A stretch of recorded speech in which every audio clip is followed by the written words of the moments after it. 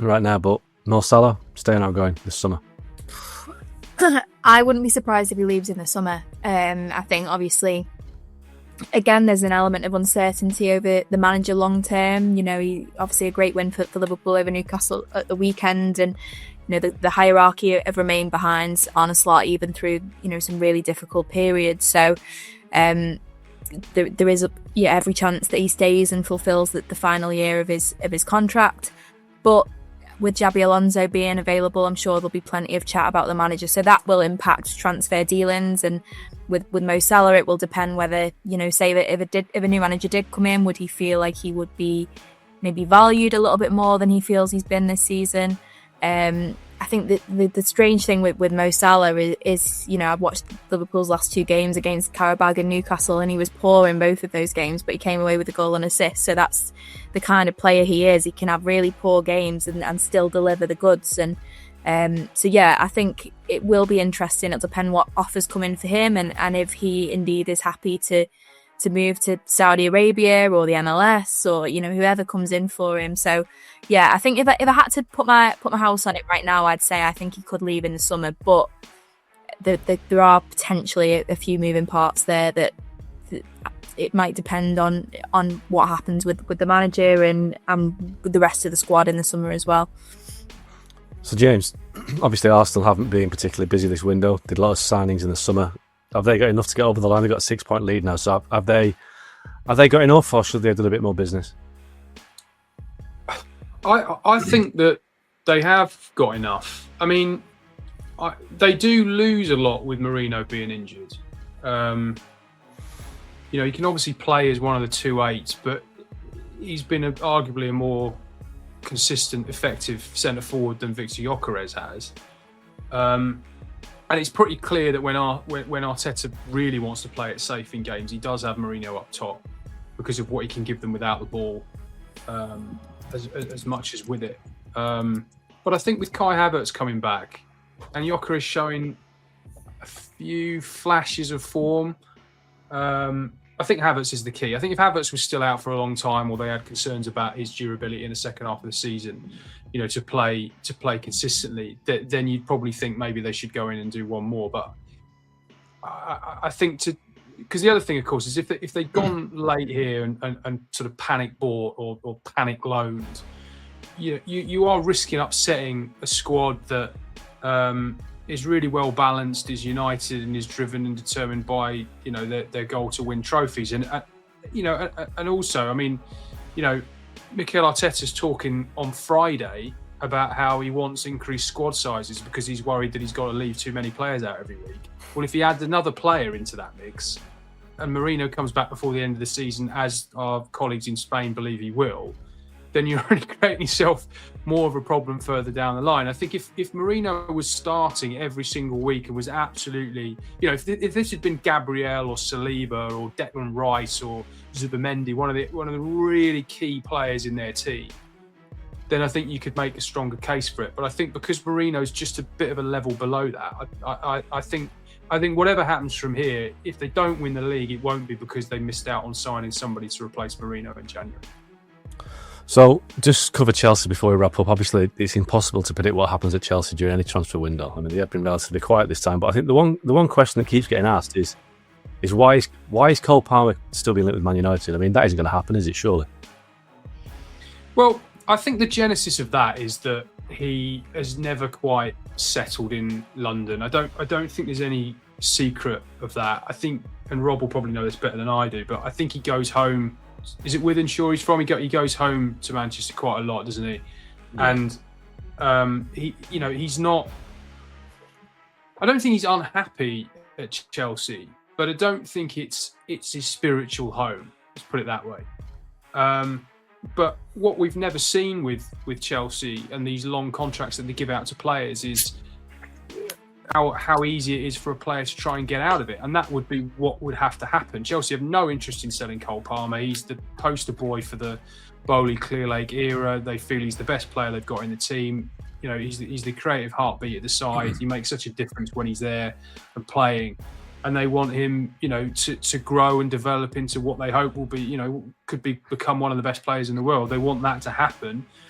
at Stamford Bridge. Now, you know, a lot of these long contracts, we're sort of talking about why would players commit themselves to that? Well, you know, the idea is that you grow together as a team, you sign these kids when they're 18, 19, 20, 21, and you incentivize these contracts. And, you know, Cole Palmer was somebody who was on a very modest wage actually when he joined Chelsea, but his appearances and his goals and his assists triggered automatic contract renewals that bumped his money up quite heavily. So he's very well paid at Chelsea now. He's not one of the guys who's on one of those long-term contracts having to trigger that sort of further down the line. So you wouldn't have thought money would be a factor.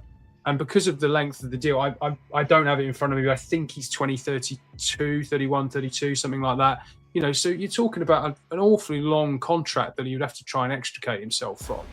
And is it even possible for a player to do that? It would have to be Isak times 10. You know, he'd have to go on strike. He'd have to refuse to train, tell the club he's never going to play for them again. And even then they might not allow it to happen. So it's difficult to see it, but I think the route is spiritually he probably wants to be back in Manchester. I mean, this is one, like you said, the contract situation is so long. The fee that it would cost United would be, I'd imagine, beyond United. But I guess this would be the acid test of Chelsea's owners, whether they see themselves as a football club that wants to build a team or a corporation that just wants to profit on players and, you know, buying for 40 million, selling for 80 million, whatever. But I guess that's impossible to predict. But Rob, do you see a scenario whereby Bruno Fernandes may leave Man United this summer and the replacement is Cole Palmer, or is it just too fanciful in terms of the fee? I'm sure that he would certainly be on the list, and it is possible that Fernandes leaves. United are kind of saying that they've been a bit firmer this time than they were last time. Last time it was kind of, it's up to him. This time they're sort of saying, we really want him to stay, but that doesn't mean that he will. They think that he's going to have a lot of offers, so it's possible that Bruno leaves at the end of the season. If that were to happen and you were looking for someone to fill that number 10 role, Cole Palmer would have to be on that list, however fanciful it may be, because James is right. You know, United are well informed about his situation at Chelsea. They know that he's a boyhood Man United fan. They know that he's not particularly settled in London. He does come up to Manchester a lot to see friends and family. I think James is right. I don't think that it's that he's unhappy at Chelsea. It's more just he prefers spending his time in Manchester because that's where his friends and family are. And so United are well aware of that and could sort of play on that a little bit. The problem though comes with his contract situation. His contract is so long, the fee that it would take would be absolutely monstrous. And if United are saying, as they are, that their main area of concern is deeper line midfielders, so a Wharton or an Elliot Anderson, if you pay £100 million for one of those players, and it's possible that the fee for Elliot Anderson may stretch to 100 million or at least between 80 and 100, have you got another 100 plus? And I'm sure it would take 100 plus to get Cole Palmer out of Chelsea. Probably not. I think United's view of it is he is someone who they would like to have at some stage, but there's no kind of timeline for it. Obviously things would change if Palmer made it clear to Chelsea that he wanted to leave, because that would put them immediately on the back foot, and I'm sure that United would try to take advantage of that. But you're talking about a load of, I mean, how many, I've said if about 20 times in the last 2 minutes, so that tells you where it's at. But I'm sure United's recruitment department are looking at him as someone who could join them at some stage in the future. Whether it happens or not this summer, I'd be very, very surprised. I guess a lot depends on if United get themselves in the Champions League and the money that brings around, and they're getting some big wage earners off the wage bill this year. But I think we all agree that it's an unlikely scenario. Is there any more points of order, points of business we should mention before we wrap up this window? Any more big deals that we think will happen in the summer? Beth, come on. Liverpool, they spent big last summer. I think that the thing is, considering Liverpool obviously spent a record-breaking amount of money last summer, 450 million, I think they're going to have another big summer again. I think there'll definitely be a lot of incomings and outgoings, because as much as Liverpool signed a few really good players last summer, and I think we're now starting to see the likes of Ekitike and Florian Wirtz, that they're really starting to show that the quality. I think Liverpool need at least one winger, probably two.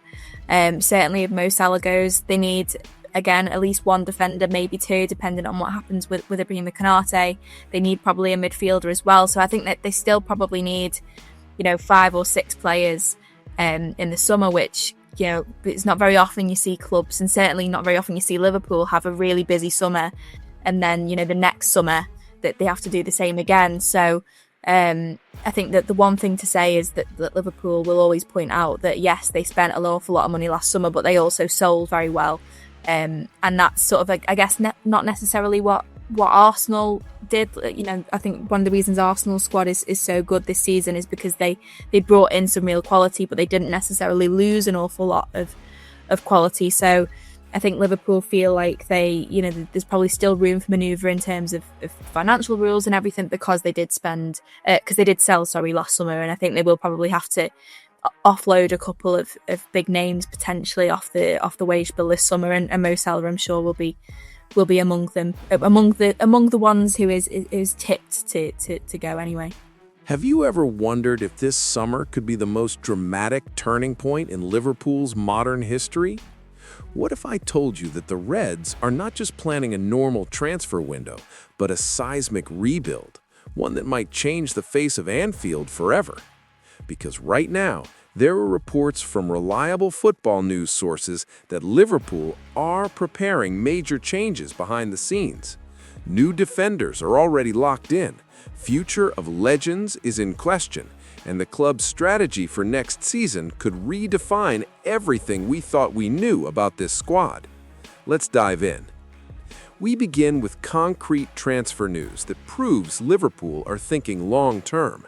According to ESPN and Sky Sports, the club has already reached an agreement to sign 20-year-old French centre-back Jeremy Jacket from Rennes for around £60 million, beating Chelsea to his signature. He'll join officially in summer 2026 as part of a defensive rebuild under Arne Slot's management. The plan isn't short-term fixes, it's structural evolution. This already confirms what insiders and transfer analysts have said. Liverpool aren't done spending even after a busy window last season. They're assembling a future, not patching yesterday's problems. Now let's talk about the most emotional topic of all, Mohamed Salah. Multiple transfer discussions and reports from 442 and Sky Sports suggest that Salah could be available in the summer transfer window, possibly as cheaply as €30 million due to the contract situation and his age. Rumors even tie Saudi clubs like Al Ittihad to the star forward, with strong financial incentives. This isn't speculation, it's coming from credible outlets tracking the winter and summer transfer market patterns. Remember how Salah was briefly reintegrated into the squad after some controversy with Arne Slot? That shows both sides are trying to find balance, but the clock is ticking on his Anfield story. But even amidst that uncertainty, the Reds are still producing results on the pitch. Just last week, Liverpool thrashed Qarabag 6-0 in the Champions League, with goals from McAllister, Florian Wirtz, Mohamed Salah, and Hugo Ekitike. This kind of performance shows the squad still has fire, even with rotation and pressure. Speaking of performance, let's talk about the attacking evolution, specifically Ekitike and Wirtz. These signings are already making waves in the Premier League and European competition. Hugo Ekitike's breakout performances draw comparisons to Liverpool legends, and Florian Wirtz's creative influence shows we aren't just replacing names, we're evolving the attack with world-class talents. So what does all of this mean for the Reds? It means despite the drama, despite the headlines and questions about contracts, despite possible departures, Liverpool are actively building their next era. The Jacket deal shows ambition at the back. The performances on the pitch show this team still has bite, and the smart additions like Ekitike and Wirtz prove that Liverpool aren't just signing players, they're shaping a new identity post-Klopp that can compete for titles again.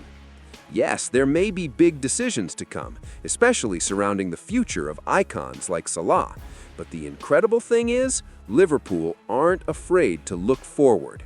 They've invested in youth, they've locked down key pieces, and they're carving out a clear path into the future. This isn't panic, this is planning. And that's exactly what the Liverpool way has always been about: resilience, strategy, and belief. So, here's the question for you. Do you think Salah stays for one final Anfield chapter? Do you believe this new strategic rebuild will take us back to the top of Europe? Or do you think the Reds need even more firepower this summer? Let me know in the comments below. If you enjoyed this breakdown, smash that like button, hit subscribe, and stay locked in right here with Red View Update for all the latest and most reliable Liverpool news. YNWA.